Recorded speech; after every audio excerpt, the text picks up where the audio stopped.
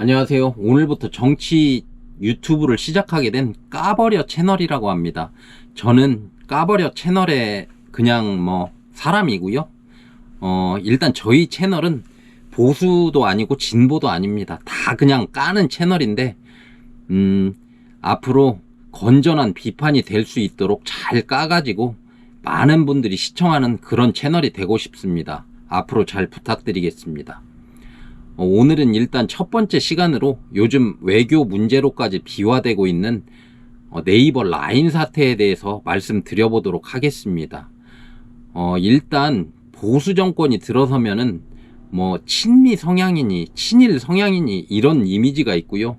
진보 정권이 들어서면 친북이니 친중이니 이런 생각들을 많이 가지시는데, 정확히 따지면은 딱히 그런 것도 아니지만 보통 그런 이미지가 있어서 말씀드리자면은, 윤석열 정권은 보수 정권이니까 어느 정도 친일 성향이라는 건 이해가 되는데, 요즘 이 윤석열 정권의 이 대일 외교는 정말 뭐 하는 플레이인지 알 수가 없습니다.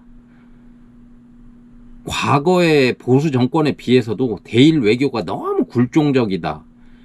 무슨 이게 대한민국 정부인지 일본 정부의 용산 지점인지 정말 한심합니다. 윤석열 대통령이 작년에 이런 얘기를 했습니다. 워싱턴 포스트와의 인터뷰에서 100년 전 일로 일본이 무조건 무릎을 꿇어야 한다는 것은 저는 받아들일 수 없다. 이런 얘기를 했는데, 무슨 일본 사람인 것처럼 얘기를 해요. 설령 본인이 그렇게 생각하더라도 한국의 대통령이라는 사람이 국민적이고 민족적인 감정이라는 것은 깡그리 무시해버리고 이런 식으로 이야기를 한다?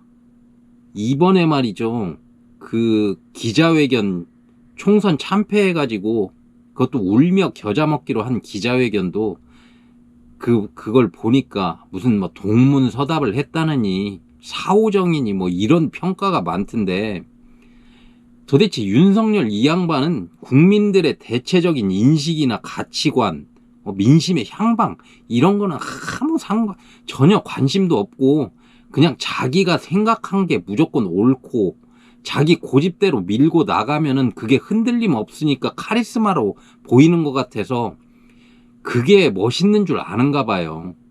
그러니까 맨날 불통이다 이런 말 나오고, 그러니까 맨날 인기가 없고 인기도 없고 지지율도 개판이다 이렇게 되는 거고요.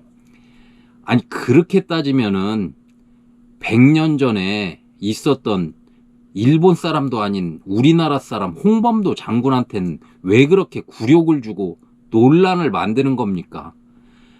아무튼 지금까지 윤석열 대통령의 이 발언이나 행동을 종합해보면은 이런 거 아니겠어요? 한일 관계의 밝은 미래를 위해서 협력할 게 많으니까 과거의 일은 좀 접어두고 가자, 이런 거 아니겠습니까? 좋게 말하면 그런 건데, 조금 나쁘게 말하면은 그런 거 머리 아프고 귀찮으니까 좀 다 없었던 걸로 하든지, 얼굴 붉혀서 좋을 게 뭐가 있냐. 아니면은 그냥 나는 그런 거 신경 쓰고 싶지 않으니까 그냥 나중에 훗날에 가서 어떤 놈이 해결을 하든지, 하여튼 이런 거 아니겠어요? 저는 그 윤석열 대통령의 이야기를 이렇게 생각하는데요. 내가 이웃집 바로 옆에 이웃집이 있어. 근데 사이가 안 좋아. 근데 또 협력은 해야 돼. 왜냐면 나도 먹고는 살아야 되니까 같은 동네에 있고, 그래서 협력은 해야 되는데, 근데 협력을 하려면 뭐가 중요하겠어요? 저 이웃집 인간들이 얼마나 믿을 수 있는 인간들이냐, 믿을 수 있는 놈들이냐 하는 게 중요한 거 아니겠습니까? 근데 그 믿을 수 있는 근거가 뭐야? 결국에는 역사 아니겠습니까? 그래서 역사를 배우라는 게 그런 뜻이겠죠. 아니 이놈들이 과거에 무슨 짓을 했고 어떻게 살아왔는지 알아야 그걸 근거로 이 사람들이 믿을 수 있다 없다 이런 걸 생각하는 거 아니겠습니까? 아는 사람들이라면. 과거에 근데 우리 집 쳐들어와 가지고 우리 할머니, 할아버지 다 죽이고 우리 집 재산 다 뺏어가고 이런 놈들이었어. 그렇다면 이게 믿을 수 있는 놈들입니까? 그런 놈들이 이제 와서 믿으라고? 뭐 이렇게 대답은 할 수 있겠죠. 아우, 지금은 안 그러잖아. 뭐 사과도 몇 번 했어. 뭐 이렇게 이야기할 수는 있겠죠. 근데 그럼 지금에 와서 태도를 봅시다. 지금 일본의 행동이 이게 과거 전쟁 범죄를 일으켰던 그런 가해자들의 태도입니까? 한국이 치를 떠는 야스쿠니 신사참배도 일본 국회의원들이 때로 가서 참배하죠. 매년. 박근혜 정부 때 위안부 합의봤다고 자기들이 항상 불가역적이라고 강조했다가 문재인 정부 때 뒤집으니까 한국을 못 믿을 나라라고 오히려 공격하고 화이트리스트 배제하고 경제 보복까지 했죠. 또 강제 징용 문제도 그래요. 법원에서 일본 기업에 배상하라니까 오히려 한국 정부에게 해결책 내놔라 니들이, 이렇게 나오는 놈들한테 뭘 믿으라는 거예요. 물론 뭐 윤석열 대통령이 와가지고 네 알겠습니다 그렇게 할게요 해가지고 그렇게 말을 잘 듣는 건지는 모르겠지만 우리 입장에서 일본은 믿을 수가 없다 이렇게 생각하고요. 그리고 저는 이번 사태를 통해서 일본을 의심하는 게 또 있어요. 라인 야후 사태의 발단을 한번 볼게요. 네이버가 관리하고 있던 라인이 지난해 10월에 알 수 없는 해킹으로 일본인 52만 명의 정보가 유출이 되었었단 말이죠.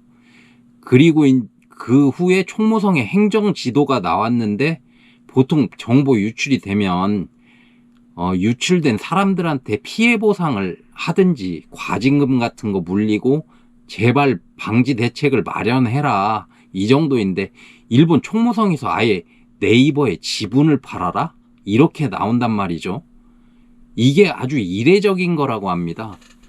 특히나 외국 기업의 지분을 정부가 나서서 이것 때문에 갖다 팔아라?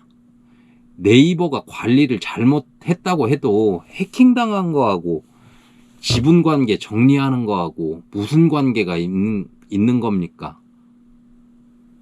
아주 상습적으로 말썽을 일으키는 기업도 아니고 저는 이런 걸 봤을 때 제 개인적인 생각을 전제로 아주 조심스럽긴 하지만 이게 일본의 자작극이 아닌가 하는 생각을 해봅니다.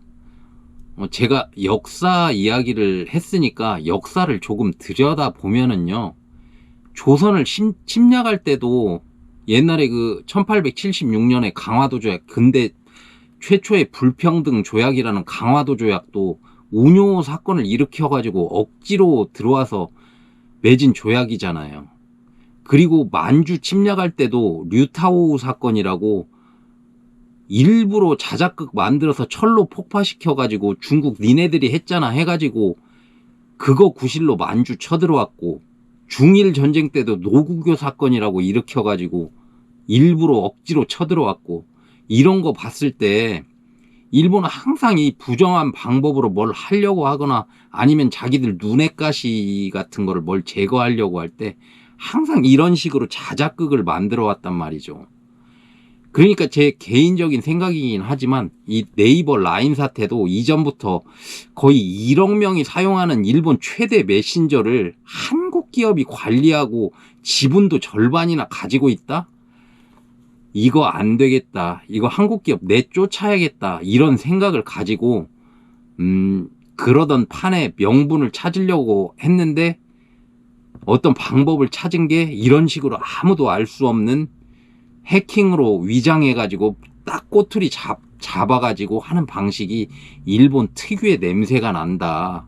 저는 그렇게 생각을 하고요. 물론 뭐 단정 지을 수는 없습니다.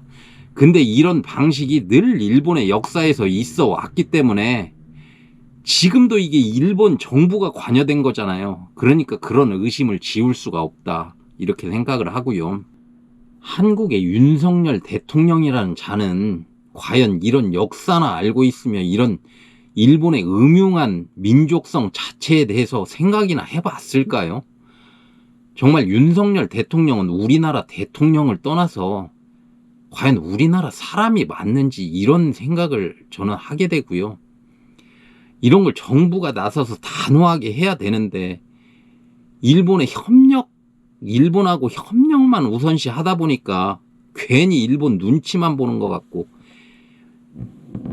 지금 이게 이 언론에서 언급된 지가 일주일이 넘은 것 같은데 가만히 있다가 언론하고 민심이 이제 움직이니까 그때서야 외교부하고 대통령실은 이런 반구도 없다가 겨우 과기부에서 나와가지고, 그것도 장관도 아니고 차관이 나와가지고 몇 마디 이렇게 이러쿵 저러쿵 한 것 같은데, 그것도 이제 그게 사그라들 기미가 안 보이니까 월요일은 오늘에서야 겨우 대통령실에서 몇 마디 한 것 같은데요. 참으로 한심해 보입니다. 앞으로 어떻게 될지 더 지켜봐야 하겠지만은, 오늘 또 친일파나 토착 왜구 같은 그런 할 말이 더 많았는데 오늘은 여기서 줄이는 걸로 하고요. 오늘 저도 처음이라서 뭐 어떻게 잘 했는지 안 했는지 잘 모르겠지만 그냥 첫 관문을 그냥 정신없이 통과한 것 같습니다. 앞으로 더 많은 이야기로 준비해서 더 찾아오겠습니다. 감사합니다.